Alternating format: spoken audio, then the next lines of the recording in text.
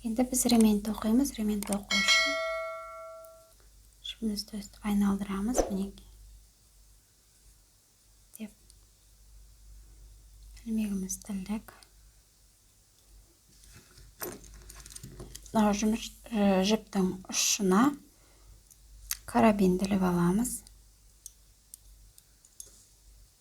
Енді жіптің ұшынан мінекей мынандай бір баған тоқып алдық. Келесі жібімізді, ілмегімізді шығарамыз. Сөйтіп айналдырып аламыз да, ілмегімізді іліп, тағы бір баған тоқимыз. Ол үшін карабиннің ішіне ілмекті салып, жұмыс жібін іліп, мінекей тоқыдық.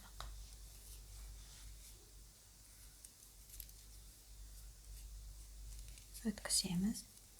Сонда бізде екі баған тоқылды. Енді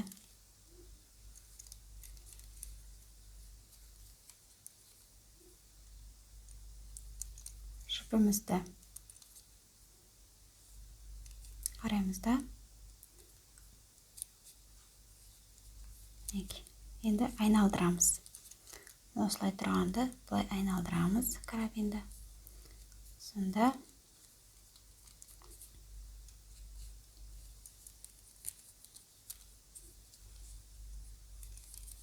мына жердегі бір тал тұрған жіпке ілмегімізді іліп, одан жұмыс жібін шығарамыз. Сонда жұмыс жібін ілдік, түреннен өткіземіз.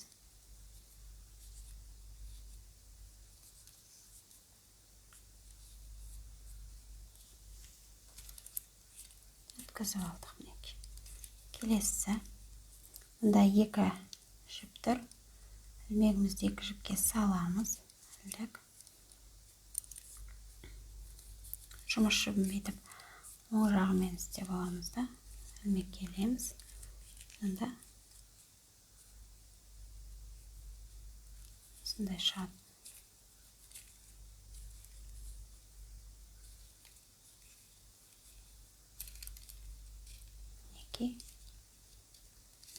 Шықты. Енді жұмыс жібін іліп, тағы бір рет тоқып аламыз. Айналдырамыз. Екі жіп тұр, екі жіпке саламыз. Тағы жұмыс жібін оң жағымен әдемілеп келтіріп аламыз да, ілмек келеміз. Кішкене тартамыз. Жұмыс жібін ілдік, шығардық. Өткізіп аламыз. Айналдырамыз тағы да. Екі жіптен өткіздік. Енді жұмыс жібімізді әдемілеп, оңынан қойып аламыз. Оны ілмекке ілдік, өткіздік. Екі жіптен өткізіп аламыз да, тағы да біреу алып тоқимыз. Сонда осындай сәнді узор шығады. Келе жатыр узорымыз. Айналдырып аламыз. Екі жіп тұр. Екі жіпке кіргіземіз. Ілмегімізді, ілмекке жіпті ілдік. Шығарып алдық екі жіптен. Енді тағы да ілмекке жіпті іліп, оны да осылай тоқып аламыз. Айналдырамыз қайтадан. Екі мінекей қатар тұрған қос жіпке кіргіземіз. Жіпімізді оңынан сәндеп ілмеккеліп аламыз да, тартамыз міне. Тарттық, екі жіптен өткіздік. Енді оған тағы да ілмекке жұмыс жіпті іліп, осылай тартып аламыз. Дәл осылай өзімізге қаншалықты ұзындықта ручка керек, соншалықты көлемде тоқып алсақ болады.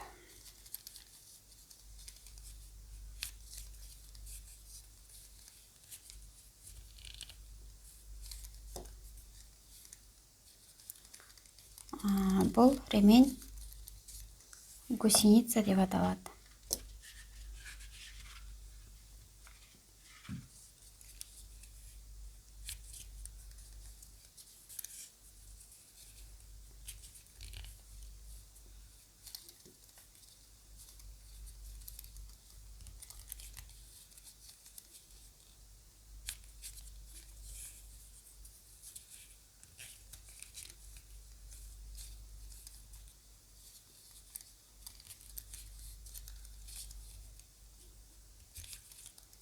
Егер түсінікті болса, ары қарай жалғастыра берейік, иә? Әркім өз бетінше тоқысын.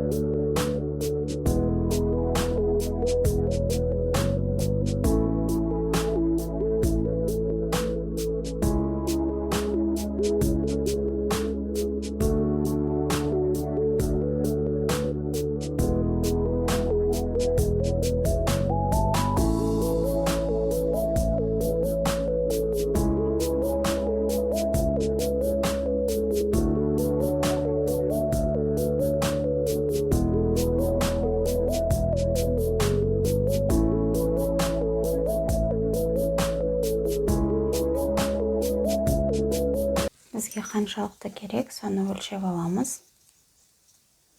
2 сантиметрлік метрмен.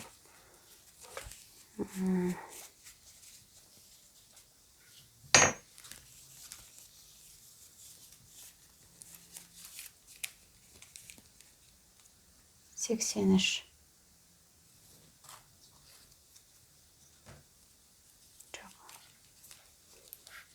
Есептесек, 80.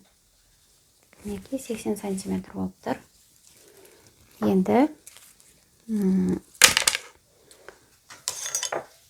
шетін тағы да карабинмен бекітеміз.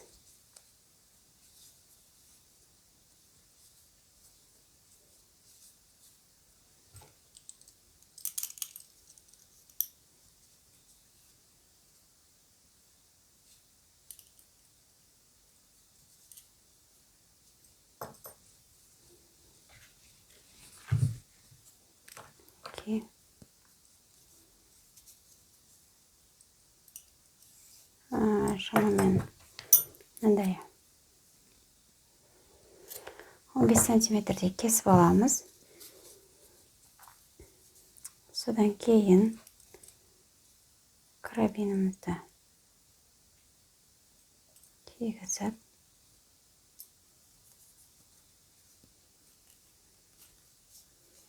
бір рет тоқимыз. Келесі мынау екі қатар тұрған жіпке тағы да ілмегімізді кіргізіп, одан жібімізді өткіземіз да, тағы да бір рет тоқып аламыз. Одан кейін жібімізді шығарып, былай болып кетті. Екі жібімізді ілдік, тоқып аламыз, кіргізіп аламыз. Мына тұрған, екі қатар тұрған жіпке ілмегімізді кіргізіп, енді тағы да мынау карабинге жібімізді былай кіргіземіз, өткізіп аламыз. Одан кейін мынау екі қатар тұрған жіпке ілген жібімізді, жұмыс жібімізді кіргізіп, одан ілмекті өткізіп, тағы да бір рет тоқып аламыз.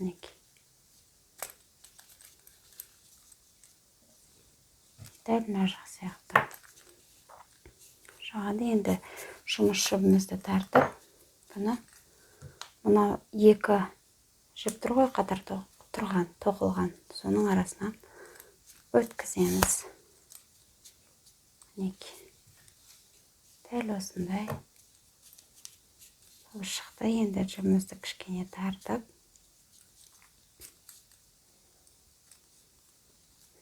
тағы да мынау карабинге бір рет өткізіп,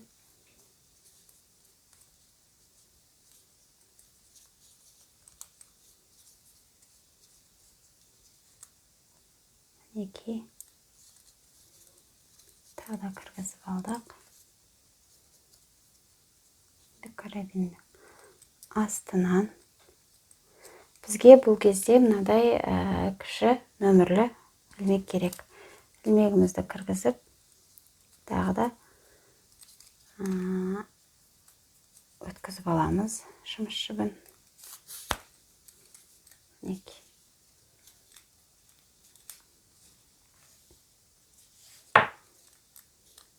Енді мынау жіптің ұшын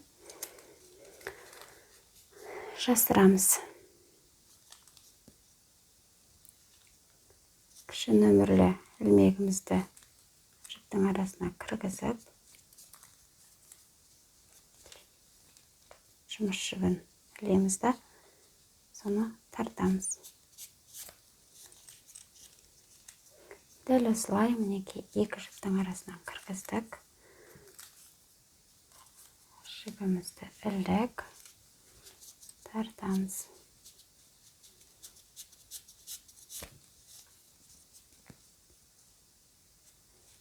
Осы әдісті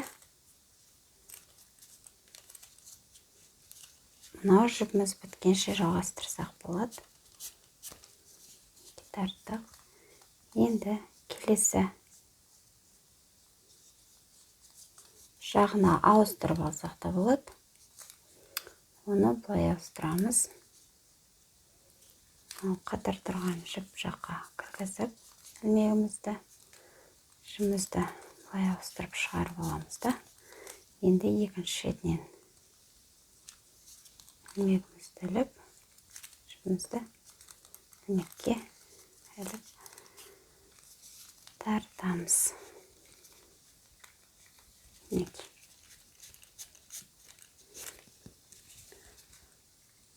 Тағы да екі түйіннен өткізіп ілмекті, оған жұмыс жібін іліп, былай тартып аламыз.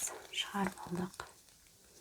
Дәл осы әдісті тағы да бірнеше рет қайталап жіберсеңіздер болады. Мұнда қарасаңыздар, ешқандай жасырынған жіптің ізі орны жоқ. Енді мына артық жүмізді кесіп тастасақ болады. Мына жіптің ұшын ілмекпен ішіне қарай жасырамыз. Сонда осындай болып шықты. Келесі бізде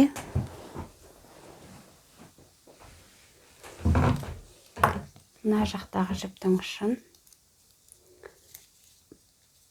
дәл солай карабиннен бір рет өткізіп аламыз.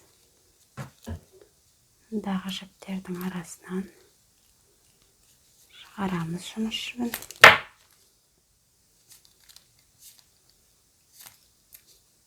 Мінекей. Енді мына жіпке осылай өткізіп аламыз да, енді оны да жасырамыз. Мына тұрған екі түйіннің арасына ілмегімізді кіргіземіз. Оған жіпті ілдік.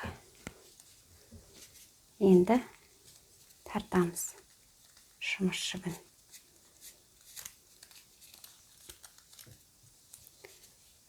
Тағы да дәл солай осы қимылды қайталасақ болады. Екі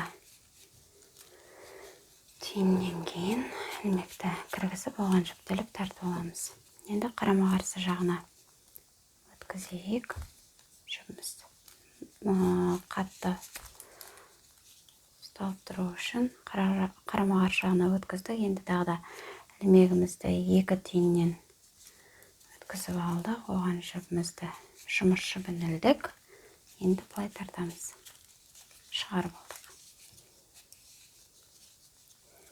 Бұл әрекетті тағы да жүпіміз біткенше қайталап жіберсек болады.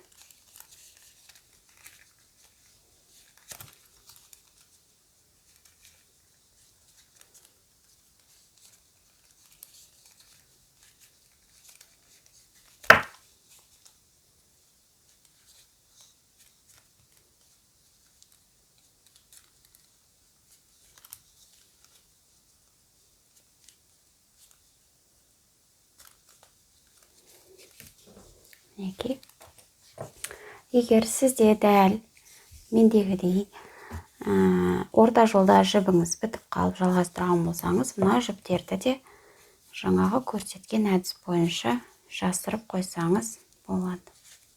Жасырып алыңыздар.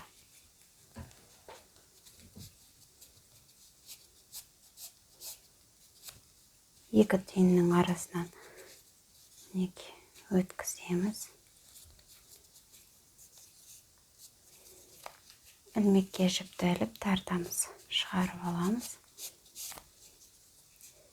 Тағы да екі түйіннің арасына жібімізді өткіздік. Ілмегімізді өткіземіз. Оған жіпті ілдік. Енді тартып аламыз жібімізді шығарып. Енді қарама-қарсы жаққа қарай. Қарама-қарсы жақтан ілмекті кіргіздік. Оған жіпті ілеміз. Ортасынан шығарып алдық. Енді тағы да екі түйіннің арасынан ілмегімізді өткізіп, оған жіпті іліп, жіпімізді осылай шығарып аламыз.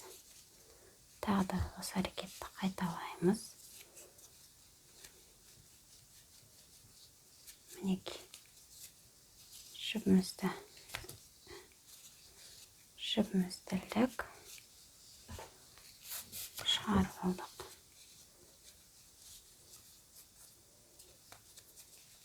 Егер ай шығып кетеді ау деген күмәніңіз болса, мынау жіп біткенше жасырып шықсаңыз болады.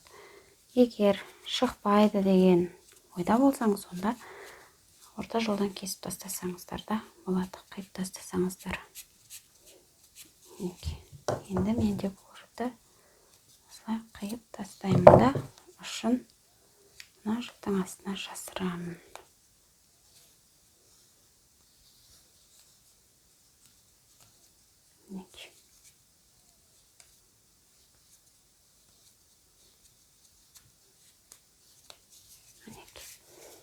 Келесі енді менде шығып тұрған мына жіп. Бұл жіпте де дәл солай жасаймыз.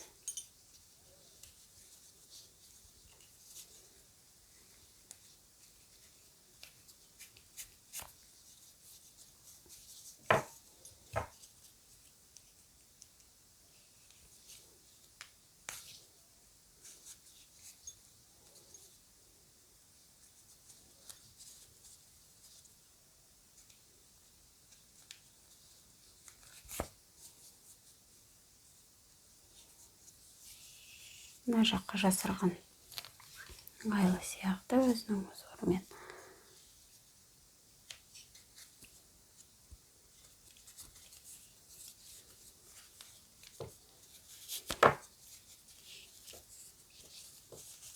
Екі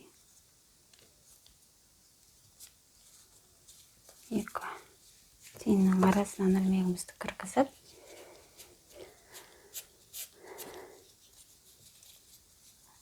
жұмыс жібін іліп, енді тартып алып жатырмын, шығарып алып.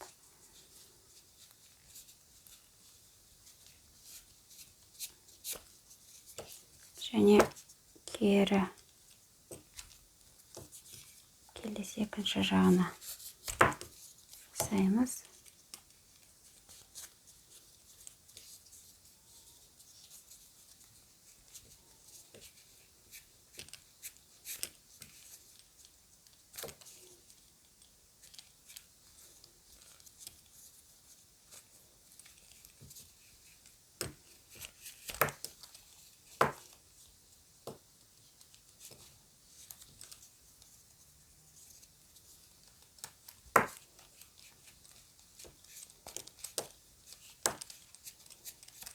Енді мына жіпті артық деп мен аламында кесіп тастаймын.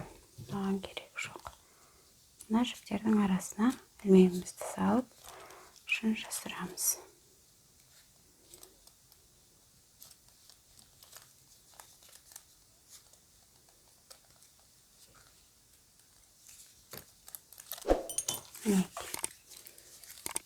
Сөмкеміздің ремені дайын. Бұны да үтікпен марлыны сулап алып, үтікпен бір рет түзу қылып үтіктеп шықсақ болады. Одан кейін сөмкемізге кигіземіз карабинді.